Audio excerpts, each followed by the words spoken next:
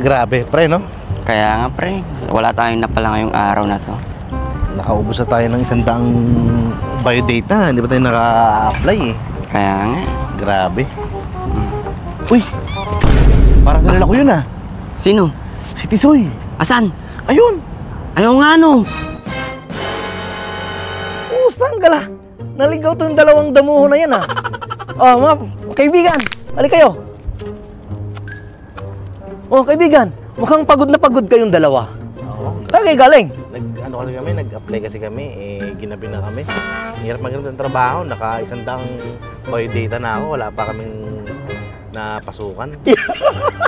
Kaibigan, yan kasi sinasabi ko sa inyo. Na pala kung nagsipag kayo mag-aral, hindi ganyan ang aabutin sa inyo. Kaya... Tingnan ako, nakapagtapos ng abogasiya, engineer, naging principal. O, tingnan mo ako ngayon. O, di ba kaibigan? Gunggong! Barinig kita sa mukha eh! Grabe nga yung gold mo, talaga namang hindi basta-basta eh. Totoo ba yan, Don Tisoy? Ah, kapain mo, kapain mo. Ayo, totoo. Ano, totoo? Maniwala ka na. Hindi totoo yan. Grabe. Yan nga kaibigan eh. Ano, sa bahay nito? Aba, siyempre, mansion ko to, pre. Ah, ganda ng sasakyan mo ah. Ay, ako na good ne. Ang kaibigan, mukhang pagod na pagod kayo ah. O, tara na. Magmerienda tayo sa mansion ko. Itur ko muna kayo dito. Ha? Hindi kayo kayo, hindi. Hindi kayo nagsipaglaran.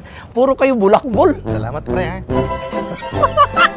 Kaibigan, nagkita na naman tayo.